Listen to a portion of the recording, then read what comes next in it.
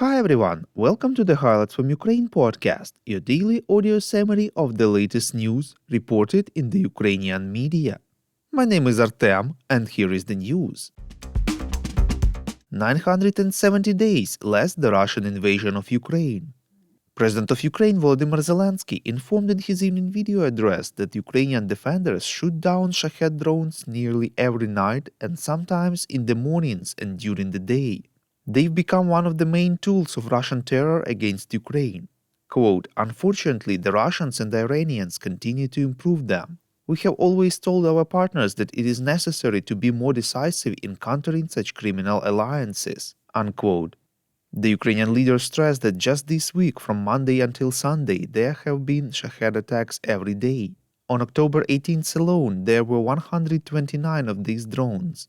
And since the beginning of the year, Russia has already used over 6,130 Shaheds. Quote, our warriors managed to shoot down a significant portion of them. Electronic warfare systems help a lot, but not with everything. That's why there needs to be more pressure on Russia's ability to already produce these weapons. We need the capability to destroy not only the storage bases for the Shaheds, but also the entire infrastructure for their production and logistics. Unfortunately, terrorists know how to take advantage of the time that the free world's indecision gives them, unquote, said Zelenskyy. The president also touched upon the issue of North Korea's participation in the Russian invasion of Ukraine, calling their partnership, quote-unquote, a criminal alliance. He said that now Kyiv has clear evidence that people are being supplied to Russia from North Korea, and these are not just workers for industries but also military personnel. Quote, we expect a normal, honest, strong reaction from our partners to this. In fact, this is another state joining the war against Ukraine.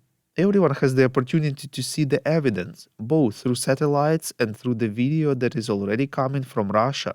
This must be addressed, unquote. Zelenskyy warned that if the world remains silent now, and if Ukraine ends up facing North Korean soldiers on the front lines as regularly as it's defending against Shaheds, it will benefit no one in the world and will only prolong this war. Earlier, Ukraine's Foreign Minister Andriy Sybiha urged allies to tighten sanctions and export controls following the discovery of newly manufactured Western components in the North Korean missile shot down in Ukraine, reports RBK Ukraine.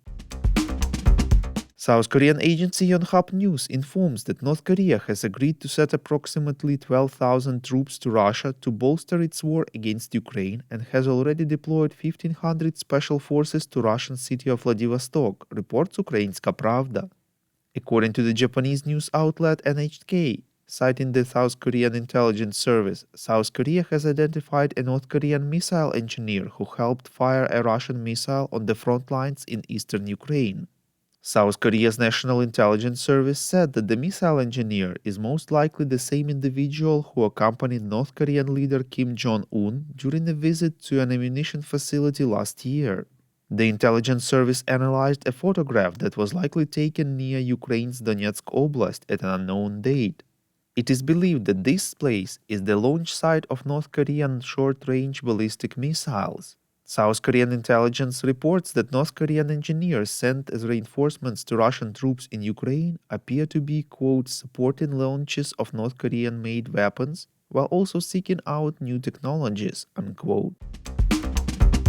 We would really appreciate if you could recommend us to your friends and family, as well as share information on social media. This way more people would learn about the podcast and truth about Russia's invasion of Ukraine. The head of state separately mentioned the situation in Ukraine's rear. Earlier, media uncovered that dozens of prosecutors in Khmelnytsky Oblast obtained fake disability status from the Medical and Social Expert Commission of the region.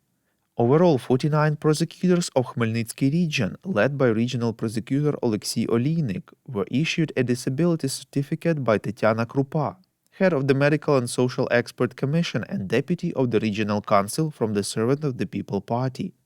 Recently, the head of the commission was arrested on the suspicion of bribery. $100,000 cash, medical documents with signs of forgery, as well as lists of conscription dodgers with names and fictitious diagnoses were found in her office.